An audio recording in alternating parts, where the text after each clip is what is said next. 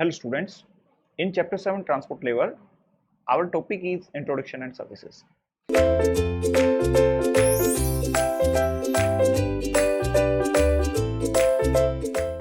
Mainly we know in our TCP/IP model we have 5 layers: physical layer, data link layer, network layer, transport layer and application layer. Mainly transport layer is a layer between the application layer and the network layer. So its working is mainly depend on the communication provided between the processes running in the computer, and that processes want to communicate with another process running in another computers, and that communication is held through the network. Means here the role of network layer is come into picture for the connectivity to the internetworks. So let's see how this transport layer will work and what are the main functionalities or services provided by the transport layer to our systems, our computers, our hosts. And when we say transport layer is provide communication between the processes, I said many processes are running in our computer, and we want to communicate with another processes running in another computer. How this process to process communication is done with the help of this transport layer. Let's see the topics one by one. First of all, we say the transport layer in the TCP/IP protocol suite is located between the application layer and the network layer. Here we see our transport layer is the layer below the application layer and above the network layer. This is below the application layer and above the application layer, network layer. Its PDU is called segments. Here we divide our data from the application layer, maybe of NA size. We divide that data into chunks or in bytes, and we group that bytes into segments, and that why we call that the PDU at the transport layer is called segment. The PDU at the transport layer is called segments. And the address we are using here is called the port address or the service point access address.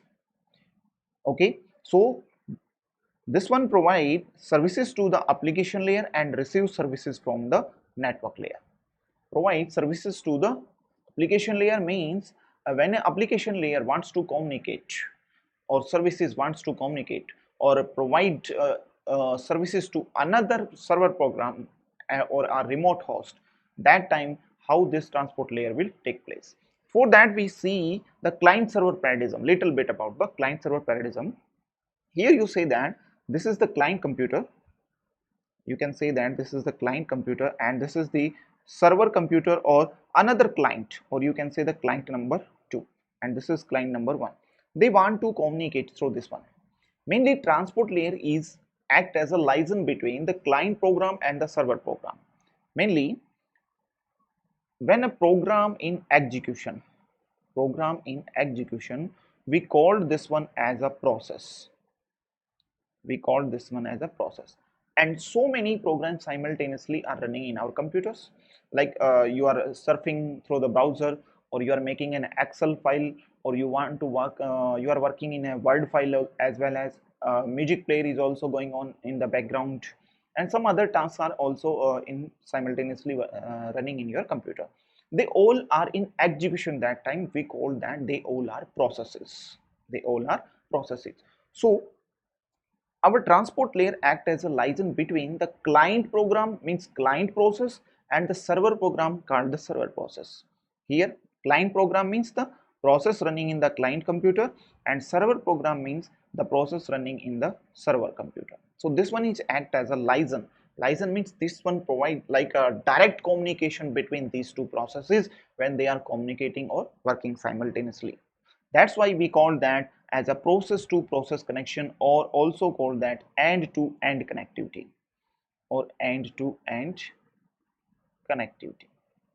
Okay, this is the main functionality of the transport layer in our TCP IP protocol suite.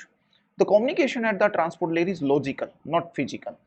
As already we seen in the physical layer, only the physical layer is providing the physical path between the client and the server, or between the two hosts. All the above layers like data link layer, network layer, transport layer and application layer, the communication is at the logical connection, means Here the server and client sees they are communicating through logical connection between them. Means they are you can say that they assume that they are directly connected to each other, but actually there is no physical part. They are logically connected to each other. Okay, they are logically connected to each other. So next one, what are the general services provided by the application layer to the application layer and taking services from the network layer? Mainly the services from the transport layer are, first services, main services, the process to process communication. First main important is process to process communication. Okay, next is addressing. Here we are using port addressing system, port addressing, port addressing. Next is multiplexing and demultiplexing. Next is connection control. Here we have two types of connection. We already seen that one in the switching part also. One is connection oriented connection and second is connection less connection. Here we have connection control system also in the transport layer. This connection control is between the processes, between the client and server, or between the two hosts. Because at the transport layer we have two types of protocol. One is supporting the connection oriented system and second is supporting the connection less type of system. Next is error control. Error control is also a very important part here. We will discuss this one. Flow control is also there, that the sender will not overwhelm the receiver if receiver have no space in there, that buffer. Next is congestion control. Congestion control is very important topic in the transport layer. We will discuss that one in a comprehensive way. And we see that transport layer protocols are divided into two categories. One is connectionless protocols and second is connection oriented protocol. We will see them. Connectionless protocol here is the UDP protocol and connection oriented protocol here is the TCP protocol. And these are the very important protocol from the transport layer, because these protocols are play a very important role in our communication, because up to the network layer all are following the same communication system. They all are following the IP protocol, either IPv4 system or either IPv6 system. But at the transport layer our communication is different. Communication is different. That's why we use two different protocols. First, when we say the process to process communication, this process to process communication is saying like that transport layer is mainly responsible for the process to process delivery. Like we already seen this one in chapter 1, the addressing part, chapter 2 in the addressing part, how addressing will help to provide the communication between the systems. If you didn't watch that one, then please go to the chapter 2 and watch the video of the concept. Addressing will help in communication, because we have mainly four type of addresses. At data link layer we have MAC address, at network layer we have IP address, at transport layer we have port addressing system, and at application layer we have the special addresses, or we call that as the names. So how these addresses will help in communication between the two hosts and or the client or the server, you please go there in the chapter number 2 and watch that video. Okay, transport layer is mainly responsible for the process to process delivery. For example, this is process A and this is process B running in this client computer or in the client 1 computer, and this is process J and this is process K running in the client number 2 host or client number 2 machine. If a process wants to communicate with this, if process A wants to communicate with process J, how this one is helpful in communication? When we say process to process communication between two application layer, one is at the local host, for example the client 1, and second is at the client 2. So communication is provided using the logical connection. This communication is provided using the logical connection, which means that the two application layers which can be located in these two different computers, client 1 and client 2, assume that they are imaginary direct connected, through which they are sending and receiving the message. And the network layer is responsible for the communication at the computer level only. If we see, our data link layer is provided node to node delivery, and the network layer is provided host to host delivery, and the transport layer is providing process to process delivery. So here in between we have so many like routers, bridges or switches between them. So Data link layer will provide host to host delivery. When a message is going from one host to another host or one node to another node, that time the MAC address of the packet will change. And when a packet is going from one network to another network or source to destination, between that source to destination delivery, we have so many internet network devices like router and that one. They change the MAC addresses of the particular message. And when a packet is going from one node, source to destination delivery or one network to another network, that time their MAC address is changed.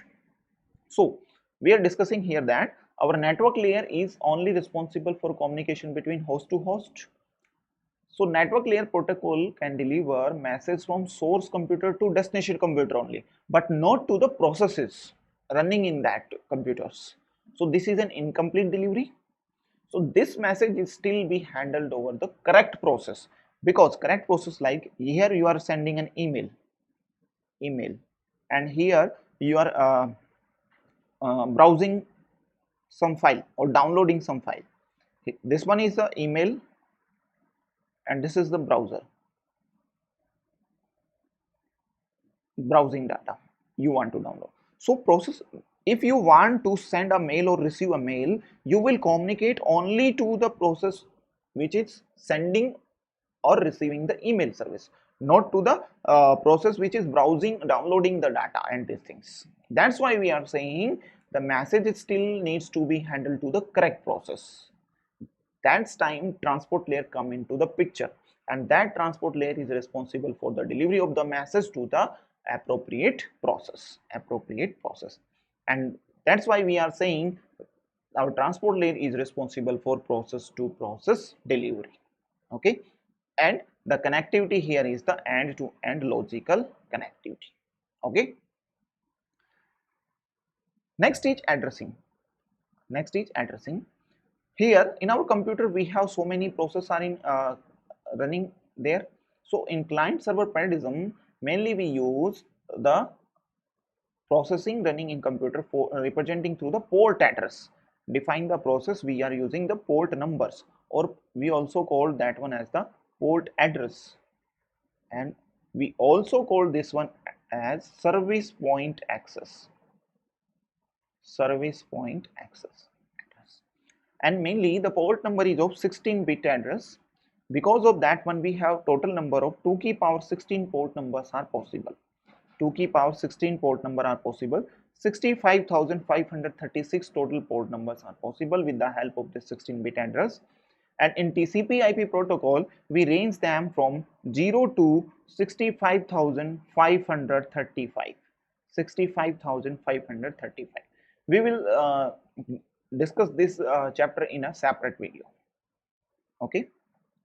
Next is multiplexing and demultiplexing. Mainly multiplexing is and demultiplexing are the responsibilities at the physical layer also, as well as at the transport layer also. Whenever an entity accept, for example, this is the source host computer and this is the destination host computer.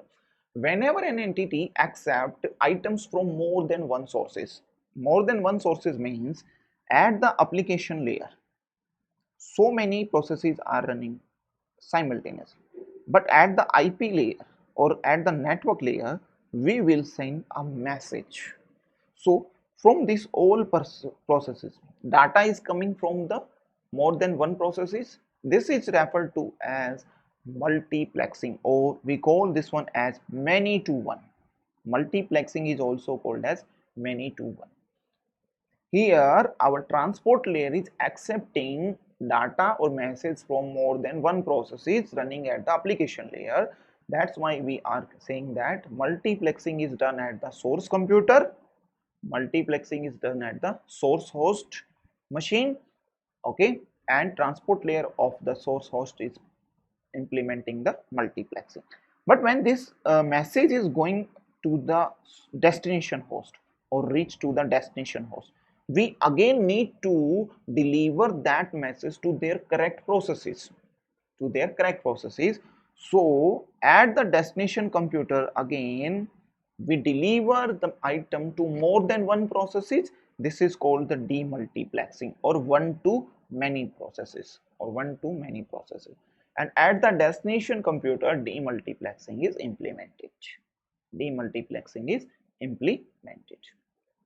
Okay. Next stage, reliable communication. Here we are saying process to process reliable communication. Mainly this reliability is required because the network layer below the transport layer is providing unreliable services. The IP protocol at the network layer is a connection length protocol. This protocol is do not take care about the reliable delivery because this one is not providing the flow control or error control or congestion control type of techniques or type of services. To make this unreliable communication reliable at the transport layer, we will take care about all the things like lost packets, corrupt packets, or packet reordering. Because to the process delivery, we need to deliver the packet are in order or in the correct order. That's why reordering is also needed at the transport layer. And transport layer is mainly take care about this reliability. Transport layer is take care about this reliability. Reliability means if any packet is lost, the receiver will alert the sender that packet is lost or corrupted, please resend the packet. And if the processes or the segments are delivered in not in correct order, or means they randomly they comes, then the transport layer will reorder them in the correct order and deliver the segments or the bytes to the process in the correct order. Packet reordering is also responsibility of the transport layer. So reliability can be achieved by adding these functionalities like error control, flow control, and congestion control services to the transport layer. That's why we are saying transport layer is providing process to process reliable communication or process to process reliable delivery.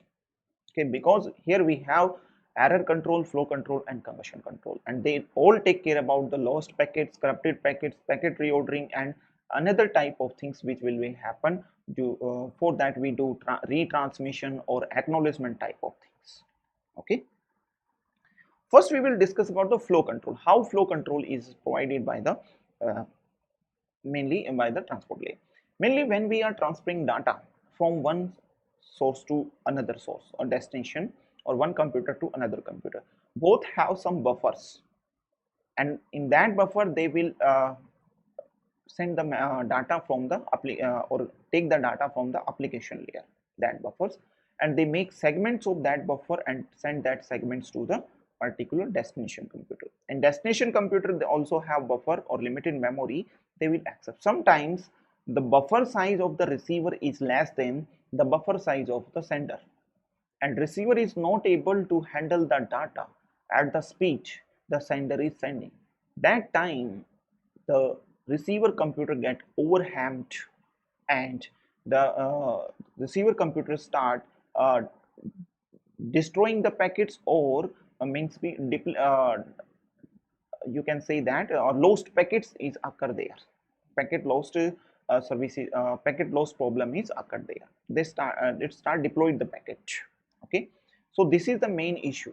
Because of that one, our data get lost. So that's why we are saying flow control is the first issue we will see at the transport layer. Okay, because of the to prevent the losing of the data packets at the receiver side. Next is error control. Mainly here we see error control mainly about the lost packets, detecting the corrupt packets or the and send the message or acknowledgement to the sender that this packet is get corrupted or received corrupted, please resend the packet again. Keeping track of the lost packets, if some packets are get lost in the channel or not delivered to the receiver will send an acknowledgement to the sender that this packet is not received by me, please resend the packet again.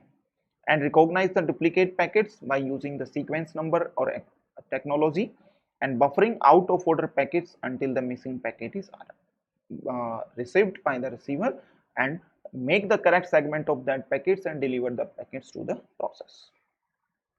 Next is congestion control. Mainly when we talking about the congestion control, so many students get confused, means congestion control is only occur at the network layer.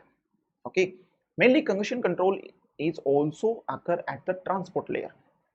because at the transport layer we have data, and that data is in the form of segments.